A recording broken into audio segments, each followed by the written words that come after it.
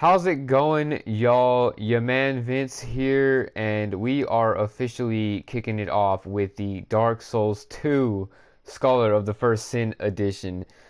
Oh, I'm so excited. So we just finished the Dark Souls 1 remastered version walkthrough and the DLC and everything. We pretty much 100%ed it. I think there was only a few things that we did not finish um when it comes to like getting all the items and stuff like that. Like there's like a I think there's like the Sunlight Covenant we didn't do.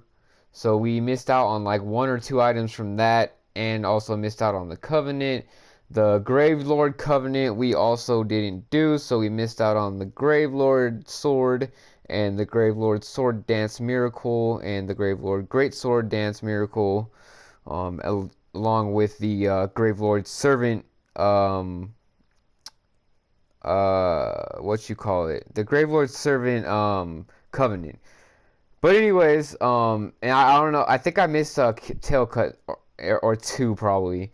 But other than that, I did not really miss anything. I'm pretty sure I went through all the quest lines that were possible, and then we went ahead and defeated the final boss, which, if you guys haven't seen, is Gwyn, the first Lord of Cinder, and the most popular Lord of Cinder, that is. But anyways.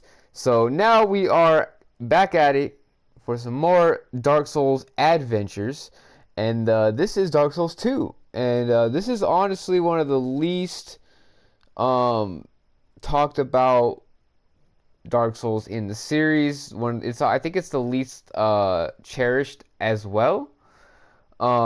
Basically, the guy that made the first Dark Souls and the third Dark Souls, he didn't do this Dark Souls. Basically, he was busy making Bloodborne when this Dark Souls was being made. So he was kind of just like in the background, helping out and like giving pointers and stuff like that. So you could definitely tell the difference in the polishness of Dark Souls 1 and Dark Souls 3,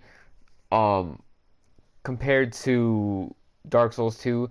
Don't get me wrong, Dark Souls 2 is a really good game still. It's just there's a few things that just kind of make it not as cherishable as number 1 or 3. Honestly, number 1 has its most holding place in my heart.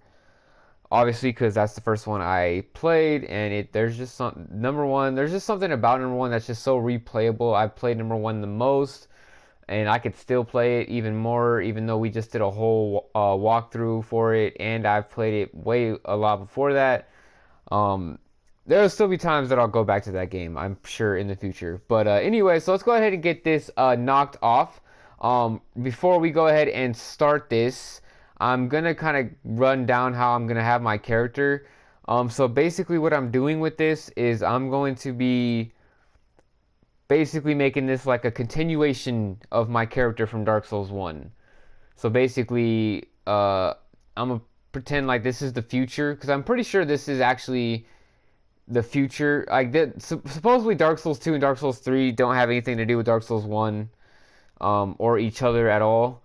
But there are little subtleties that connect the universes and stuff. So I'll try to get more in touch into that when we come across it in the walkthrough. But anyways, so yeah, I'm gonna try to play as more like a continuity on my character from the first Dark Souls remastered walkthrough that we did. So it's basically gonna be Beefy Boy McJr. You know what I mean? But and we're probably just gonna be like using a big stick or something. But so yeah, so that's what we're basically gonna pretend is we're just like kind of continuing on from there, and this is the future after the events that took place in Dark Souls Remastered. But anyways, guys, without further ado, let's go ahead and get into Dark Souls 2, Scholar of the First Sin.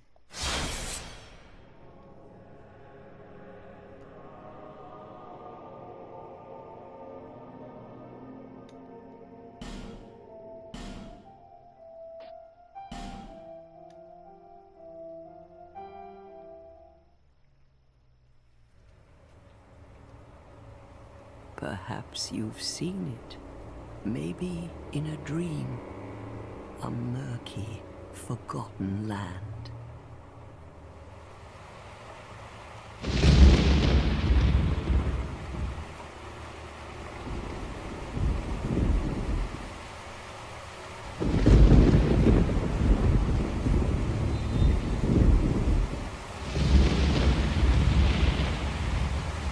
A place where souls may mend your ailing mind.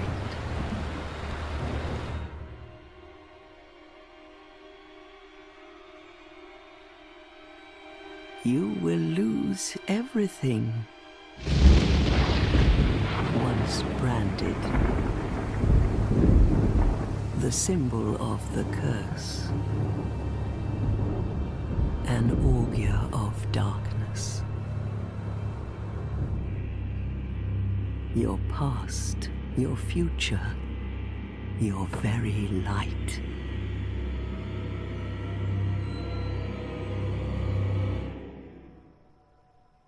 None will have meaning, and you won't even care. By then, you'll be something other than human. A thing that feeds on souls, a hollow.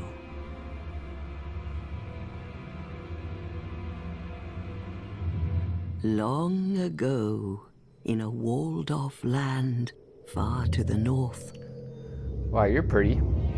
a great king built a great kingdom. I believe they called it Drang Lake. Perhaps you're familiar. No, how could you be? But one day, you will stand before its decrepit gate without really knowing why.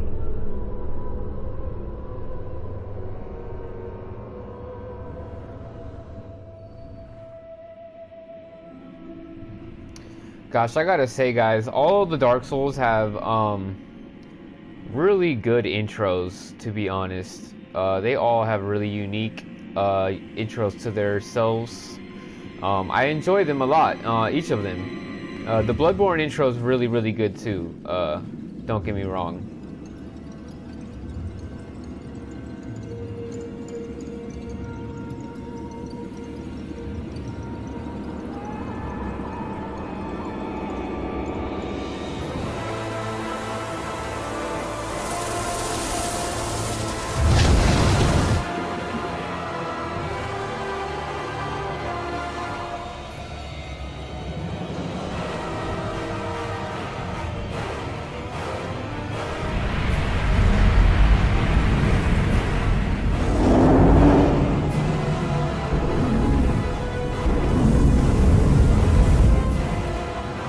Like a moth drawn to a flame.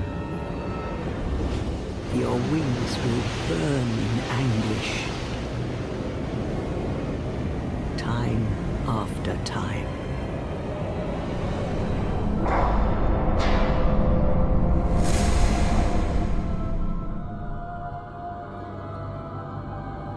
For that is your fate. The fate of the cursed.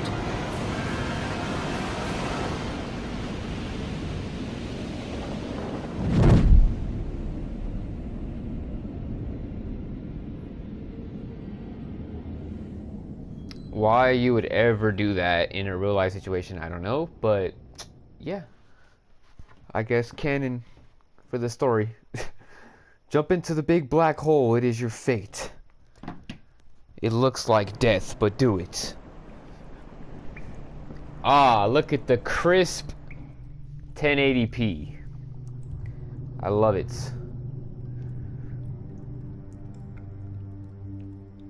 As you guys can tell, the Dark Souls 2 Scholarly First Sin Edition, they also enhanced the graphics to be 1080p, I believe, and 60 frames per second, I believe. Or maybe it's 720 and 60 frames per second, I don't know. It's one or the other, but I know it's 60 frames, which the original did not have. But anyway, so we have our character. This is not going to be our character forever. This is just like the person they have you start with until you get to actually make your character and your build and everything. So don't get it twisted. You do get to make your own little build and stuff or whatever. Now, there's a few things that have changed in Dark Souls 2. There's a few different mechanics, such as multi-directional rolling. So in the first Dark Souls, you only had forward, backwards, left. Oh, sorry, left. Oh, I can't do that. Or right, basically. Like when you're locked on, basically you can only go forward, backward, left, or right when you dodge. Well, now you can basically go roll however you want, whatever way your directional pad is going. So that's a new mechanic. Another new mechanic is there is a thing that heals you besides the Estus Flask, and that is known as a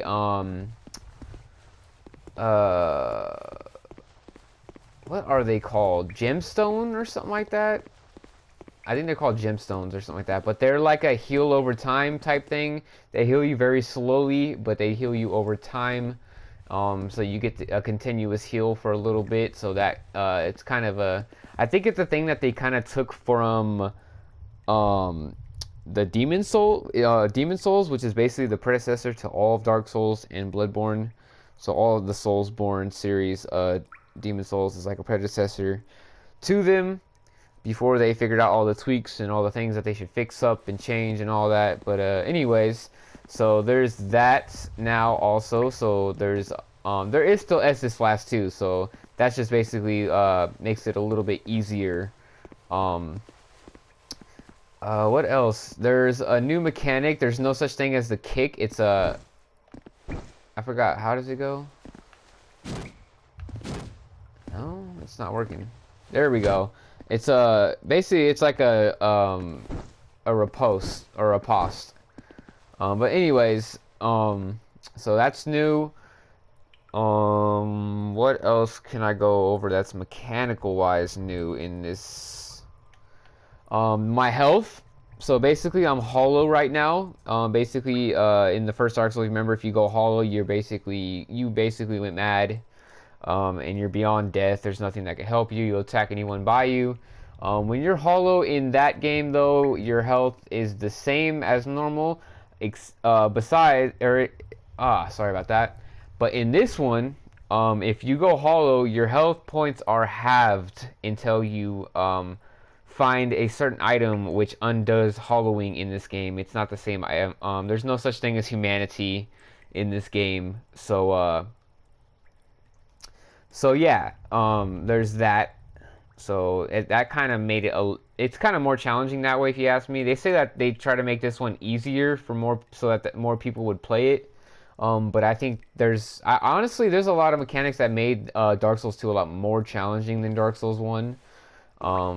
In my opinion, there's a lot of things in Dark Souls 2 that are a lot harder than in Dark Souls 1. In Dark Souls 1, everything is very trivial after a while. But we'll see. We'll see how this one ends up. I've never done a straight beefy boy with a big ass club beef build in Dark Souls 2. I've done a lot of other builds, but never that. So hopefully, maybe it'll be as easy as it was in Dark Souls 1, because that basically made Dark Souls 1, or Dark Souls Remastered, whatever. That basically made it easy mode for Dark Souls Remastered, going with that build.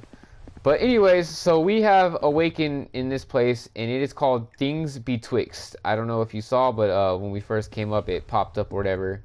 And as you can see, we have like a character here, but it's just a character that they pretty much just give us at the moment. And I believe it's the Wanderer suit outfit that we are wearing. But anyways, I don't believe there is anything over here. What's the... Oh yeah. So there's another new mechanic. The jump button is not the same. Before, the jump button was the same as the running button. You would have to run and then press the same button to jump. Now it is the run button and then the analog stick, or the left analog stick, if you're using a controller. Yeah. So I don't believe there's anything around this area right here in the very beginning. One second, guys. I need to change something up real quick.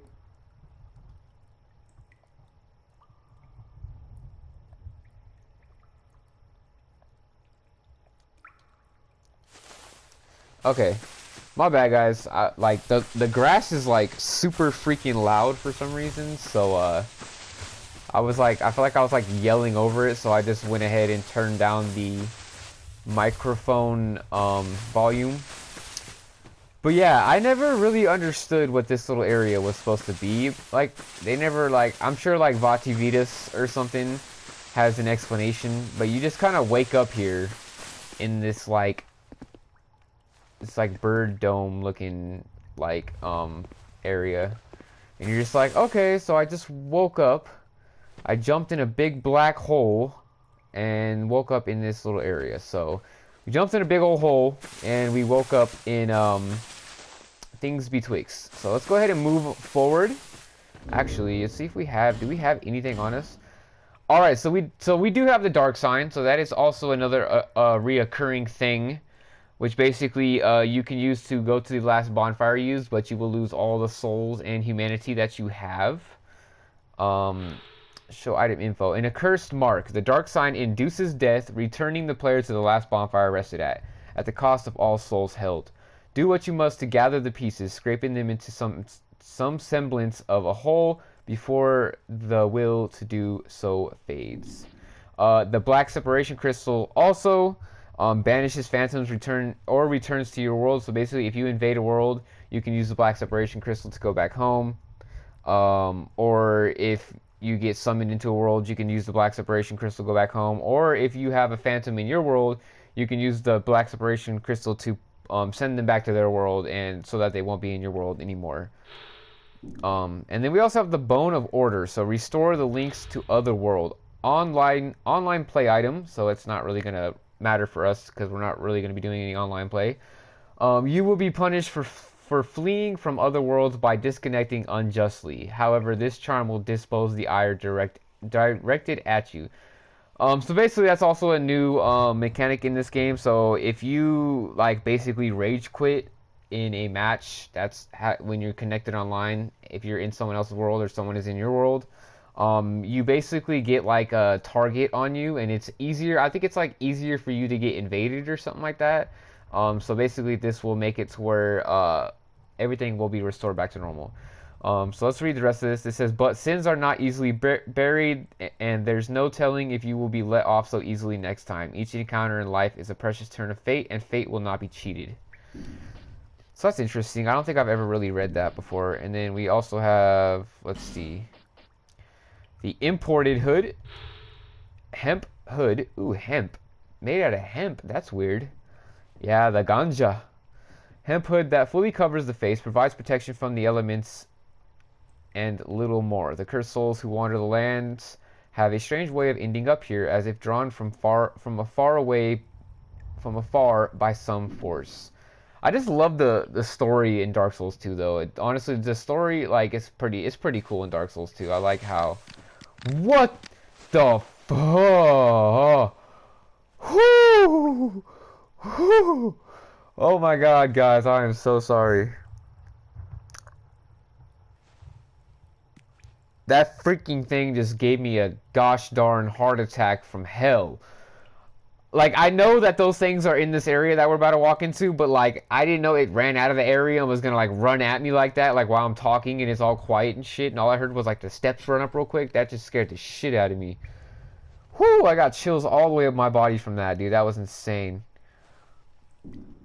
Alright, but like I was saying, I like the story and how it starts you off, and you're just kind of like, well, you just end up getting drawn into this crazy land that you will see that it's just insane but beautiful land, just like Dark Souls 1 was. Beautiful but dark at the same time. So we have the imported hood also. Traveler's tunic won't provide much in the way of protection. The cursed souls who wander the lands have a strange way of... Okay, yeah, we already read that. Traveler's manchettes and... Okay. So we got the Travelers set, basically. Does it show... I forgot. They kind of changed up the UI on here, too.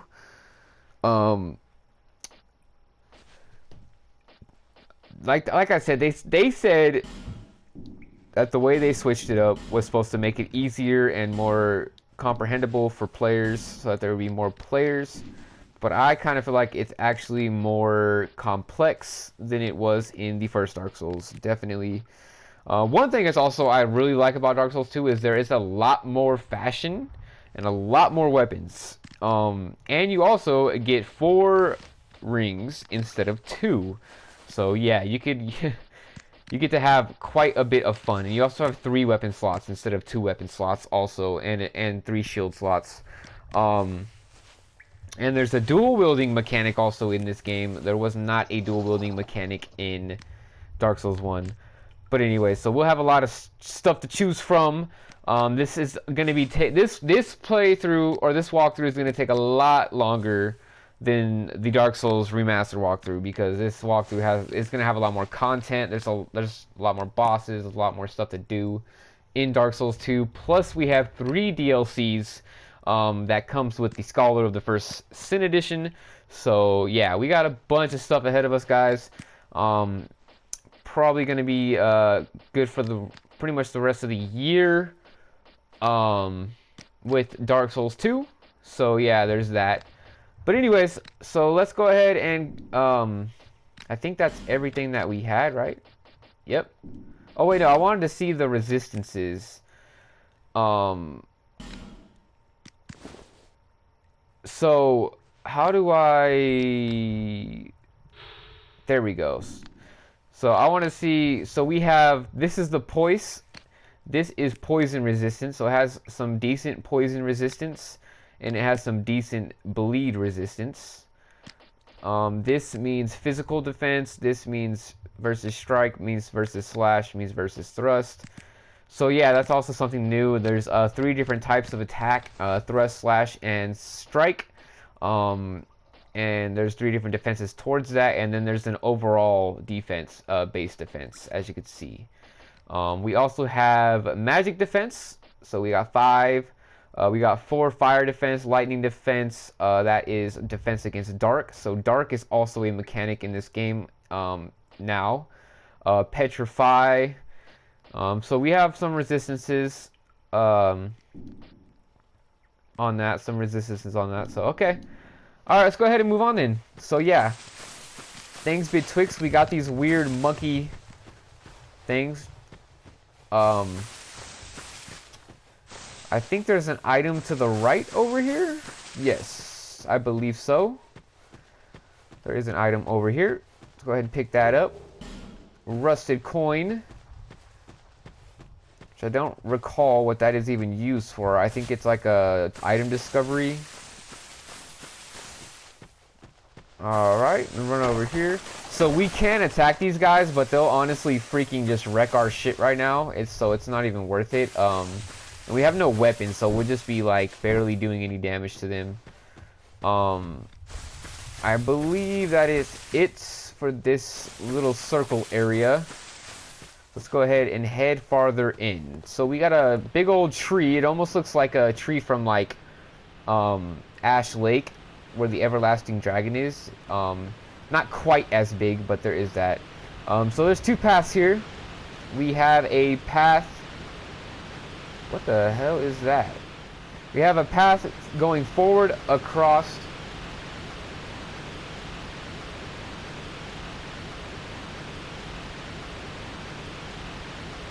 My bad, guys. I thought I heard something. But anyways, we have a path going forward across the bridge to a like hut-looking area in the bottom of a tree trunk or tree base, and then we also have a path through the bushes to the left over here. We're going to ignore this for now. We will turn around real soon and come and tackle that. But first, we're actually going to go across this, and if you have a keen eye, you can see that there is an item right there under the waterfall by the tree. It's kind of a little secret item. And then we have that hut. We're not going to go in there just yet. First, we're going to wrap around and see if there's any items over here. I don't believe there is. It's so much nice and quieter. That I never realized it's like a stone building. But yeah, that waterfall is really loud. And I don't believe there's anything over here at all either. And that we come back from. Alright, so right here, these bushes kind of hide the pathway, but there's a little secret pathway. And this gets us to this item. And that is going to be a small, smooth, and silky stone. So I'm going to go ahead and read that off real quick before we head off on into this, this nice lit looking peaceful area. So we picked up the rusted coin, so temporarily boosts luck. Yes, luck is also a new attribute in this game. And basically, the higher your luck, the more the drop rate for the enemies. So basically, it's an old rusted coin. Crushing the coin temporarily boosts luck. The rusted coin gives you that little extra bit of luck, making items and the like easier to find. The coin is engraved with the image of a god that was worshipped in ancient times, but no one knows its true origins. Oh, really? I wonder what god that is. It has angel wings. And we also picked up a small, smooth, and silky stone. So used to slightly restore health points. The shine of this stone is no ordinary polish and can only be achieved over a long period. Some in this land are in search of such stones. So as you can see, it kind of gives you a little hint. Someone is going to be wanting these stones later on, and we will be hitting that actually pretty soon. So, all right, let's go ahead and head inside.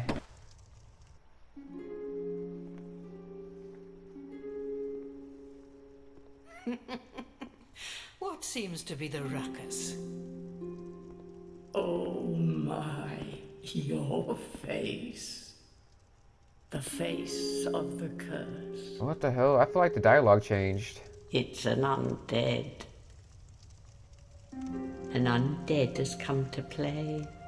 Oh, that music is so awesome. I love it. I'm so excited.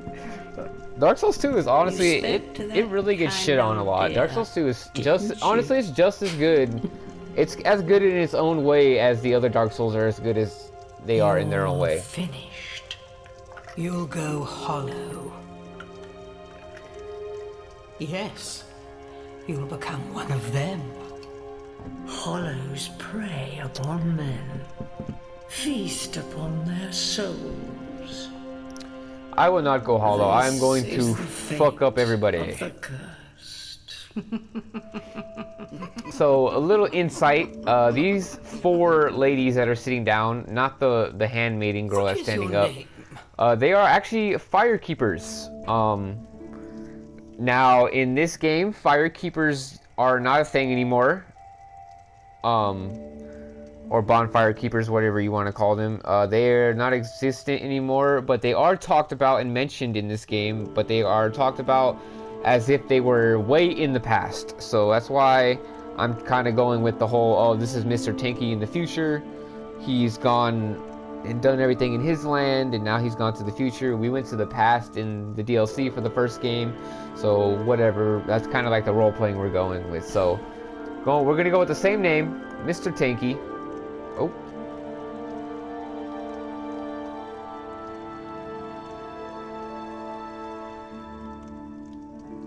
Okay.